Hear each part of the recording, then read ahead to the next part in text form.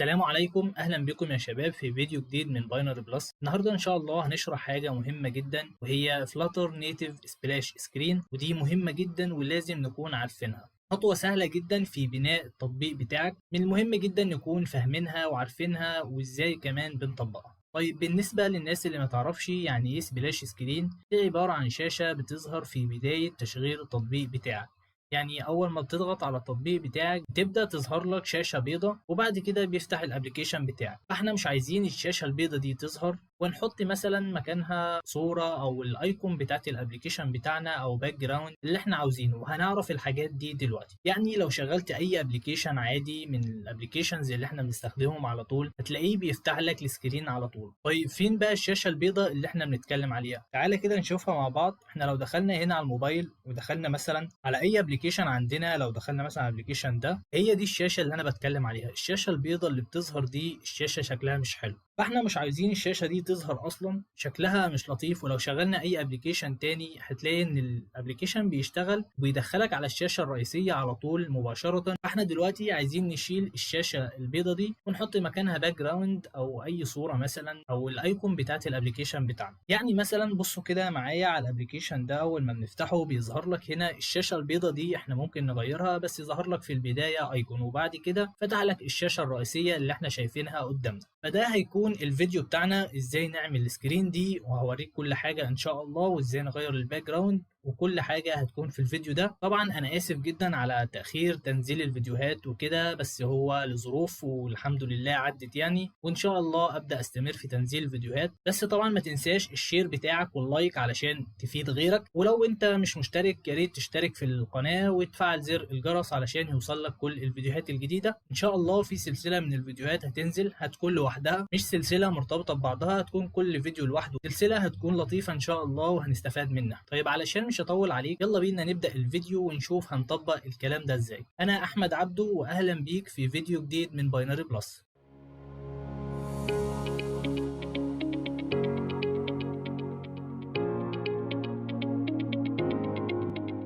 طيب تعالى بقى نشوف هنعمل السبلاش سكرين بتاعتنا دي ازاي. هندخل على اندرويد ستوديو ونشوف ايه اللي هنعمله. تعالى الاول نعمل بروجكت جديد، نيو بروجكت، نيو فلاتر بروجكت، بعد كده نيكست. وطبعا هنا هنختار كرييت وهنسمي البروجكت بتاعنا فلاتر نيتيف. هيكون اسمه مثلا فلاتر نيتيف وكده تمام. احنا مش عايزين للماك ولا اللينكس ولا الويندوز. فكده هيكون معانا الاندرويد والاي او اس والويب. وبعد كده هنضغط فينيش. عندنا لحظات بس كرييتنج فلاتر بروجكت. طيب زي ما احنا شايفين الابلكيشن فتح معانا. تعالى بس نغير في اليو اي حاجات بسيطه. طيب احنا غيرنا في اليو اي بس حاجات بسيطه كده. عملنا هنا ابار تمام، وضفنا فلاتر نيتيف سبلاش ده اللي هو التايتل، وبعدين حطينا الصوره بتاعتنا دي اللي هنضيفها دلوقتي. هنيجي هنا ونعمل نيو فولدر وهنسميه مثلا assets علشان نضيف الصور بتاعتنا، وهنبدأ نجيب الصور اللي احنا محتاجينها وهنستخدمها وهنضيفها عندنا في الابليكيشن. انا مثلا استخدمت الصور دي، طبعا انت زي ما انت عايز بتستخدم الصور اللي انت عايزها، وهنحطهم هنا. طيب الصور كده اشتغلت معانا كمان، بس عايزين الصورة دي كمان نروح نجيبها من هنا كده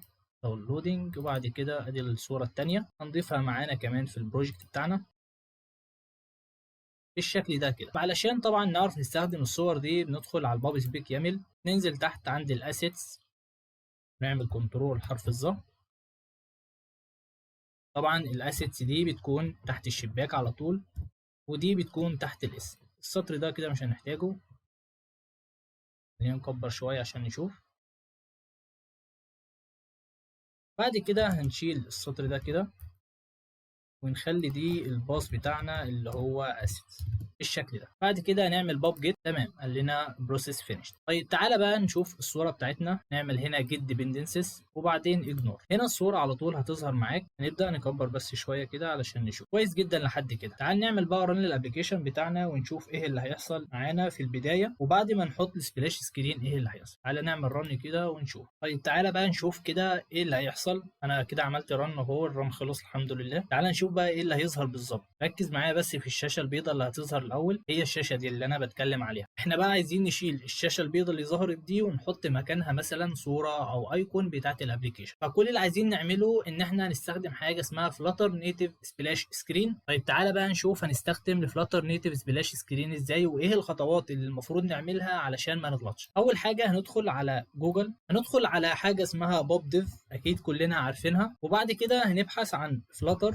نيتيف سبلاش اللي هي بالشكل ده كده، وهنبدا نعمل سيرش. هتختار اول واحده. تعالوا كده نبص الشكل بتاعها، هو بوريك ايه اللي بيحصل بالظبط. يعني بدل ما بتظهر الشاشه البيضاء بتظهر معانا السبلاش اللي انت عايزها. هنا طبعا 4918 لايك، فدي حاجه كويسه جدا، وكمان 100% بوبولاريتي، معناها ان هي معروفه يعني وناس كتير بتستخدمها. كل المطلوب منا دلوقتي ان احنا نشوف ازاي هنحط الفلاتر نيتيف سبلاش سكرين دي عندنا في الابلكيشن بتاعنا. فاول خطوه المفروض هنعملها وهي هندخل على الانستولينج. بعد كده هناخد الديبندنسي من هنا كده كنترول سي، وهندخل على الابلكيشن بتاعنا. هندخل عندنا على الباب سبيك يامل، وبعد كده عند الكوبرتينو هنا مثلا او في اي مكان، وهتبدا تحط الفلاتر نيتيف سبلاش سكرين، وهتعمل باب جيت. هيبدا يحمل معاك، وبعدين هيقول لك هنا فينيشد بروسيس. طيب المفروض الخطوات اللي انا اعملها بعد كده، او اكون عارف الخطوات دي ازاي؟ انا عندي الخطوه دي هي كده كده معروفه واحنا عارفينها كويس. لو دخلنا هنا على الريدمي،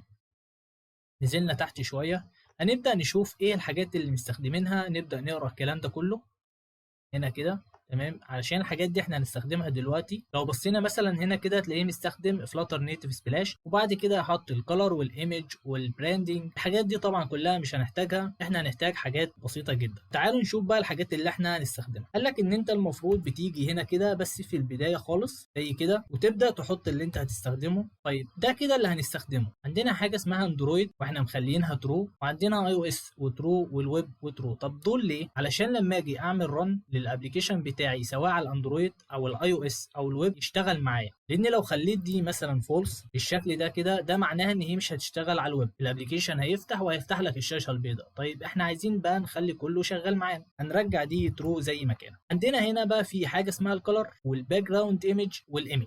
تعالى دلوقتي مثلا نشيل الكلر ده خالص، تمام، نخليه كومنت، ونفعل معانا الباك جراوند ايمج. كده احنا معانا حاطين الصوره اللي هي دي. تعالوا نشوفها كده مع بعض. احنا كده حاطين الصوره دي وكمان الصوره دي، الاثنين هيكونوا ظاهرين مع بعض. لحد هنا كده ما ينفعش تروح تعمل رن، لازم سطر كود تكتبه في التيرمينال. طيب السطر ده انا هجيبه منين؟ تعال نرجع تاني للريدمي، هتلاقي السطر ده موجود هنا كده. ركز معايا كده في الخطوه دي، السطر ده مهم جدا. لو بصينا هنا بيقول لك ران ذا باكج، بيقول لك افتر ادينج يور سيتنج اللي احنا ضفناها اللي هي الحاجات دي، والباكج بتاعتنا او اللايبراري اللي هي فلاتر نيتيف سبلاش. بيقول لك هنا بعد ما ضفنا السيتنج بتاعتنا اللي احنا شفناها دلوقتي، بعد كده بتعمل ران ذا فولوينج كوماند ان ذا تيرمينال. يعني ايه معناها؟ ان انت تاخد السطر ده كده كوبي، وتبدا تدخل عندك هنا في التيرمينال، وتبدا تعمل رن للكوماند اللي احنا شفناه اللي هو السطر ده، وبعد كده بتضغط انتر. هيبدا يحمل شويه ونشوف ايه اللي هيحصل معانا. طيب بعد ما عمل رن قال لك هنا نيتيف سبلاش كومبليت. طيب تعالى نعمل رن ونشوف ايه اللي هيحصل. تعالى نعمل ستوب للابلكيشن ونعمل رن من الاول تاني ونشوف ايه اللي هيحصل معانا. طيب ركزوا معايا كده في اللي هيظهر معانا ونشوف ايه اللي هيحصل. هنا هو كده خلص رن، تمام، هيبدا يظهر معاك بقى الابلكيشن بتاعنا. بص الابلكيشن هو ظهر لك الباك جراوند والايمج،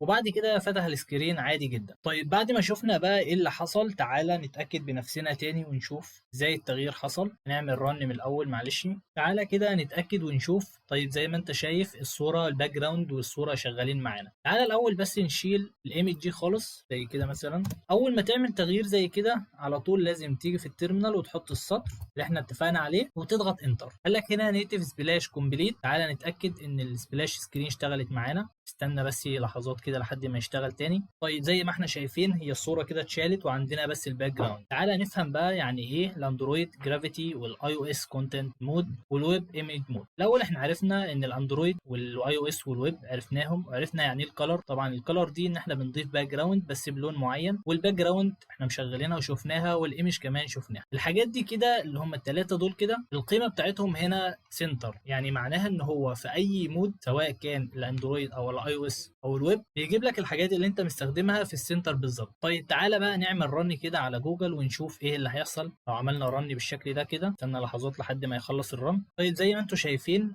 الصورة ظهرت معانا، ده كده اللي هو الويب زي ما احنا شايفين. وبعد كده هيفتح الابليكيشن عادي جدا بالشكل ده كده، فتح لك الفلاتر نيتيف سبلاش سكرين. طيب تعالى نعيد على الخطوات اللي احنا عملناها تاني علشان ما حدش يتلخبط فيها سريعا كده. كل اللي احنا عملناه دخلنا على جوجل وجبنا الباكج او اللايبراري اللي اسمها فلاتر نيتيف سبلاش وعملنا بابجت، وبعد كده ضفنا لفلاتر نيتيف سبلاش وضفنا الحاجات دي. انت بتضيف هنا طبعا اللي انت عايزه، واللي انت مش عايزه مش بتستخدمه زي ما انا عامل كده بالظبط. طبعا اهم خطوه بالنسبه لي اللي هي فلاتر باب ران فلاتر نيتيف سبلاش كريت. اي تغيير بتعمله هنا لازم تستخدم السطر ده، بعد كده بتضغط انتر. طبعا الكلام ده كله في الترمينال. وبكده نكون وصلنا لاخر الفيديو بتاعنا. اتمنى يكون الفيديو عجبكم واستفدتم منه، واشوفكم ان شاء الله في الفيديو اللي جاي.